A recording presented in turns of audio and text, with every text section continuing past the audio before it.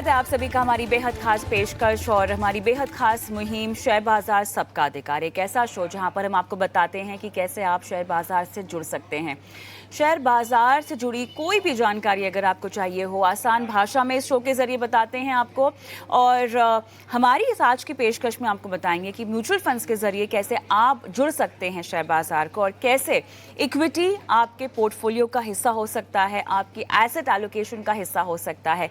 एक QR code जो कि आपके स्क्रीन पे फ्लैश हो रहा हो, इसे स्कैन कर दीजिए। स्कैन करते ही आप एक व्हाट्सएप नंबर से जुड़ जाएंगे।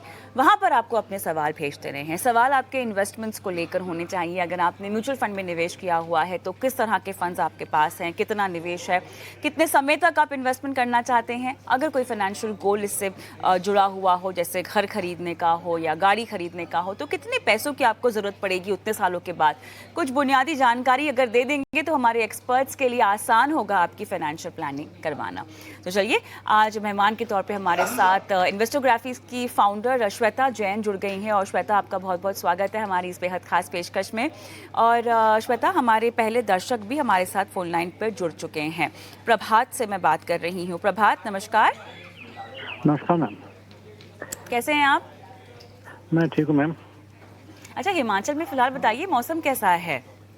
मैम, हमारे इलाके में तो बर्फ पड़ रही है। बर्फ पड़ रही है? ओहो, बर्फ पड़ रही है। अच्छा, लगातार कई दिनों से पड़ रही होगी? नहीं मैम, आज ही शुरू हुई। पहले तो वेदर आज शुरू हुई है? ठीक नहीं रहा। अच्छा। और आज स्टार्ट हो गई। अच्छा अच्छा अच्छा। तो आप लोगों को तो आदत होगी ना इस बर्फ की। हमारे लिए तो मतलब बड़ा अच्छा, हमें तो बड़ा अच्छा लगता है टीवी पर देखकर कि वाह देखिए बर्फ हो रही है। लेकिन वहाँ जो लोग रहते हैं, जो आदी हैं इस चीज़ के, हाँ प्रभात, आप लोग तो जी, बाहर जी। निकलते हैं फिर जब बर्फ पड़ रही होगी?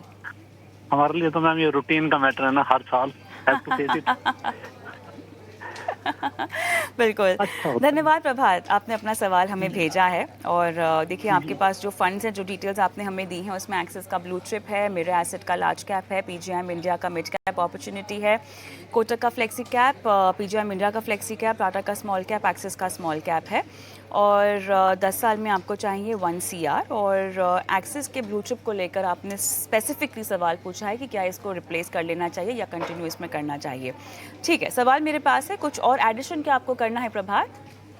मैं रिव्यू करवाना चाहता हूँ मैम पोर्टफोलियो। अगर इसमें कुछ चेंज अगर सजेस्टेड है तो काइंडली सजेस्ट मी।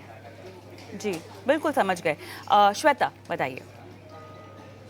जी कविता, प्रभात, आप काफी अच्छा निवेश कर रहे हैं। और मेरा ये मानना है कि जो रिव्यू करते रहे टाइम पे तो उनका पोर्टफोलियो और भी अच्छा हो जाता है। तो 2 चेंजेस मैं आपको रेकमेंड करूंगी।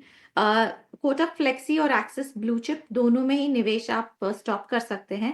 यहाँ पे आप यूटीआई निफ्टी 50 ऐड कर सकते हैं। तो क्या होगा, थोड़ा लार्ज कैप बढ़ जाएगा आपका पोर्टफोलियो, थोड़ा पैसिव फंड ऐड हो जाएगा जो अभी नहीं है। और कॉस्ट की तरफ से भी स्कीम का एक्सपेंस रेशियो कम होता है, पैसिव का तो वो भी कम है। बट मेनली मुझे लगता है कि ये एक अच्छा एडिशन होगा आपके पोर्टफोलियो के लिए। आपके गोल के लिए आपको अपना एसआईपी थोड़ा बढ़ाना होगा, 42,000 पर मंथ करना पड़ेगा। तो उसको आप अपने एसआईपी को इंक्रीमेंट देते रहेंगे तो मुझे पूरा कॉन्फिडेंस है कि आप वो कर पाएंगे जल्दी।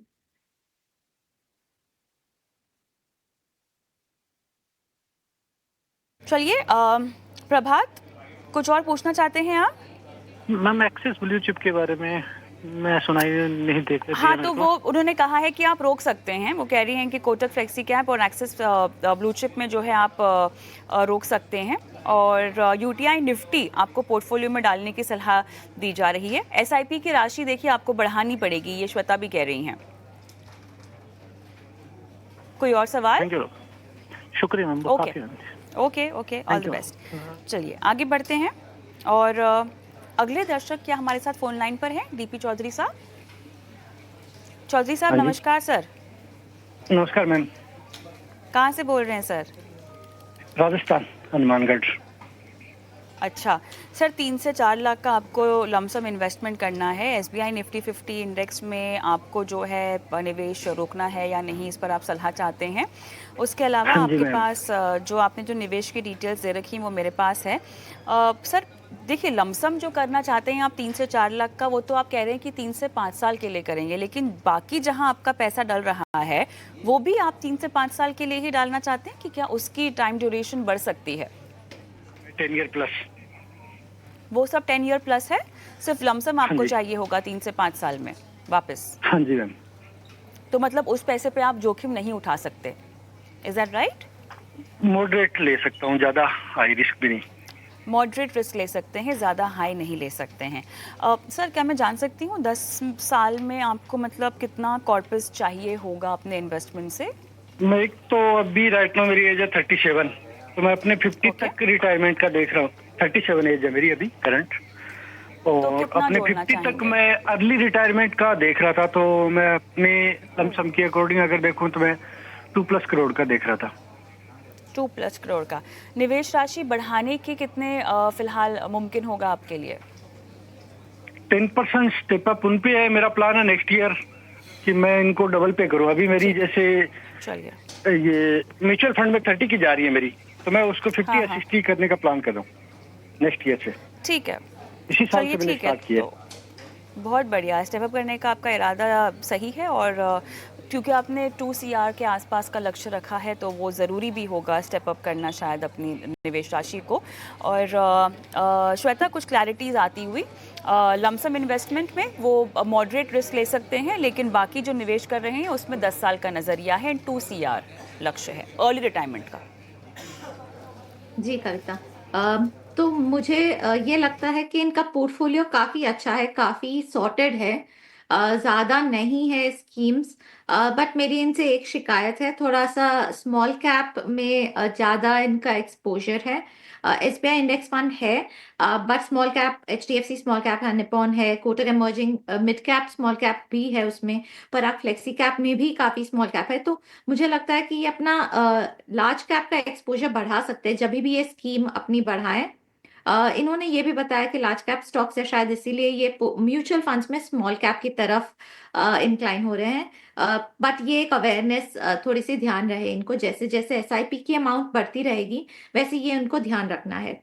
जो इनको 3 से 5 साल के लिए निवेश करना है, एक कॉम्बिनेशन रेकमेंड करूंगी मैं, बैलेंस्ड एडवांटेज और इक्विटी सेविंग्स का। तो ये ICICI बैलेंस्ड एडवांटेज कर सकते हैं और कोटक इक्विटी सेविंग्स कर सकते हैं। क्योंकि ये 3 से 5 साल है, 5 साल तक का भी मैं ड्यूरेशन मान लूँ तो ये दो स्कीम्स काफी अच्छे से इनका बैलेंस्ड हो जाता है। मॉडरेट जो इनको चाहिए वो अच्छे से रेकमेंडेशन मेरी हो जाती है। इनका जो गोल है 2 करोड़ का 13 साल में, तो इनको 40,000 तक अपना SIP बढ़ाना है। इन्होंने बता ही दिया है कि ये अपना SIP डबल करेंगे, तो मुझे लगता है ये एकदम सही ट्रैक पे जा रहे हैं। चौधरी साहब, ये श्वेता ने आपको सलाह दी है, कुछ और पूछना चाहते हैं आप? नहीं मैम, थैंक यू। तो एक चीज और था, मेरा NPS में मैं कंट्रीब्यूशन सही रहेगा या उसका भी थोड़ा सा देख रहा था मैं, इसीलिए मैंने अभी लो से नहीं स्टार्ट नहीं, किया कि 5 रिटायरमेंट से के जा रहा लिए मेरा आप कीजिए, रिटायरमेंट के लिए आप कीजिए, और 60 से पहले भी आप NPS से पैसे निकाल सकते हैं कुछ शर्तों पर। बट अदरवाइज रिटायरमेंट के लिहाज से आप निवेश कर रहे हैं तो एक डिसिप्लिन मेंटेन करने के लिहाज से ये निवेश काफ़ी बेहतर है। और अगर आपने इसमें एक्टिव चॉइस ले रखी है जहाँ पे इक्विटी का आपका एक्सपोजर है तो और भी बढ़िया होगा। फिलहाल हम आपके सिलेक्शन को नहीं जानते हैं NPS में क्या है, तो उस पर हम कमेंट्स नहीं कर पाएंगे। NPS में निवेश को लेकर अगर आप सवाल पूछना चाहते हैं तो आप वापस से भेजिएगा, हम बाकायदा NPS की कवरेज भी अपने शो में लगातार करते रहते हैं, उस पर भी आपको सलाह देंगे। धन्यवाद सर। ठीक है मैम, आगे बढ़ते हैं। ओके, आगे बढ़ते हैं, और मेरे ख्याल से RK शर्मा जी मेरे साथ फोन लाइन पर जुड़ चुके हैं। शर्मा जी नमस्कार सर, क्या हाल चाल? RK Sharma ji. Hello. RK Sharma ji नमस्कार। हाँ हाँ मैडम नमस्ते। आप कहीं ट्रैवल कर रहे हैं क्या सर? हाँ मैडम, आप बोलिए। आप तो अच्छा, नहीं कोई बात नहीं, आप अपने आप को म्यूट पर डाल दीजिए। हम बताते हैं आपको कि आपने जो सवाल पूछा है उसकी डिटेल्स हमारे पास है, और वही सवाल को मैं श्वेता के सामने भी रखना चाहूँगी। तो श्वेता, पराग पारिक का flexi cap, quant flexi cap, Nippon India growth, quant का मिड कैप, क्वांट का स्मॉल कैप भी इनके पास है, और ये निवेश कर रहे हैं अपना, और इन्होंने कुछ डिटेल्स भी अपनी दी है, एलोकेशन इनका सही है या नहीं, और 10,000 की SIP और करना चाहते हैं। 15 साल में 10 करोड़ इनको इकट्ठा करने हैं, और फिलहाल इनकी उम्र 42 साल की है और ये सरकारी कर्मचारी हैं। RK शर्मा जी, क्या इस सवाल में और कुछ ऐड करना चाहते हैं आप?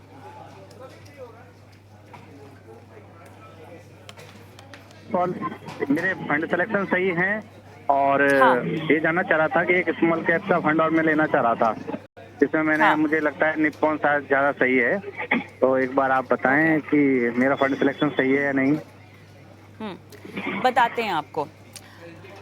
श्वेता, देखिए स्मॉल कैप एक इनके पास क्वांट का है श्वेता, और बाकी फ्लेक्सी कैप है इनके पास, पराग पारिक का फ्लेक्सी कैप है, और हाँ क्वांट का भी फ्लेक्सी कैप है, तो इसके ज़रिए भी इनको स्मॉल कैप का एक्सपोजर मिल रहा है। उसके बावजूद एक और स्मॉल कैप क्या रखना होगा? स्मॉल कैप के लोग दीवाने हैं। देखिए लोगों को बताना पड़ेगा श्वेता कि जो रिटर्न फिलहाल देख रहे हैं वो आगे भी रहेंगे कि नहीं रहेंगे, उसकी गारंटी कोई दे नहीं सकता। जी बिल्कुल कविता, ये हम सबसे कंप्लेन करते हैं, हर इन्वेस्टर से हम ये शिकायत रखते हैं कि स्मॉल कैप की तरफ उनका रुझान बहुत ज़्यादा हो जाता है, और एक ही फंड हाउस में भी काफ़ी उनका एक बेंट हो जाता है। जैसे इनका अगर हम देखें तो क्वांट म्यूचुअल फंड में काफ़ी इनकी स्कीम्स में है, तो उनका मुझे ये रिकमेंडेशन रहेगी कि क्वांट के ये मिड और स्मॉल कैप अगर स्टॉप कर सके तो अच्छा रहेगा। ये निफ्टी 50, यूटीआई निफ्टी 50 या डीएसपी निफ्टी 50 में अपना निवेश शुरू कर सकते हैं। अगर स्मॉल कैप में ही करना है तो बंधन स्मॉल कैप में कर सकते हैं, उसमें थोड़ा सा लार्ज कैप का भी एक्सपोजर इनको रहेगा। बट मेरी रिकमेंडेशन रहेगी कि एक पूरा ओवरऑल पोर्टफोलियो की जो वॉलेटिलिटी है, जो उतार चढ़ाव है, वो अगर ये कंफर्टेबल है तो ही रखें। और स्मॉल कैप में टाइम होराइजन भी थोड़ा ज्यादा होना चाहिए, 7 से 10 साल का है तो ही ये निवेश करें। इनका लग रहा है कि है, बट अगर उतार चढ़ाव के टाइम हम पैनिक कर ले और वो विड्रॉल कर ले या इन्वेस्टमेंट रोक ले, तो वो फिर काउंटर इंट्यूटिव हो जाता है, वो नुकसान कर लेता है पोर्टफोलियो को। इनके जो गोल तक पहुंचना है इनको, तो 1.5 लाख तक का, 1.4 लाख टू 1.5 लाख तक का इनको निवेश करना होगा पर मंथ, इनके गोल तक पहुंचने के लिए, जो 15 साल में 10 करोड़ का इनका गोल है। आर के शर्मा जी, आप कहा कि ऑनलाइन पर हैं मैंने मेरे जो साथ? हाँ जी मैम, एक बोलिए। सवाल था कि मैंने करीब 50 लाख का अमाउंट जो म्यूचुअल फंड में इन्वेस्ट पिछले 5-6 सालों से इकट्ठा किया है। अब वो मेरा रेगुलर प्लान से था, तो मैं उनको डायरेक्ट प्लान में स्विच करना चाह रहा हूँ, तो इसके लिए कोई अच्छा सा बताएं आप फंड। आप रेगुलर स्कीम्स में हैं, आप इनको ये स्कीम्स आपको डायरेक्ट करनी है? हाँ डायरेक्ट प्लान में करना है, करीब 50 लाख का अमाउंट है मेरा, तो उनके कौन लिए कोई सी स्कीम है सर? मैडम मैंने यूटीआई की है ना, मिड कैप, फ्लेक्सी कैप और सेक्टोरल फंड, इसमें है मेरा एसआईपी से तो वो पिछले 6 पैसे- सालों से। ठीक है, तो वो पैसे आपको निकालने हैं पूरी तरह से, रेगुलर स्कीम्स में से भी निकाल के आप डायरेक्ट स्कीम में डालने। तो श्वेता, क्या जो हाँ, मौजूदा फंड्स है उन्हीं में डिवाइड कर लें क्या 50 लाख? श्वेता हाँ डिवाइड करके ही डालने हैं, लेकिन वो श्वेता? रेगुलर से। श्वेता हाँ, जो एग्जिस्टिंग फंड्स है उनमें से हमने 2 तो मना कर दिया है इनको ऐड करने के लिए।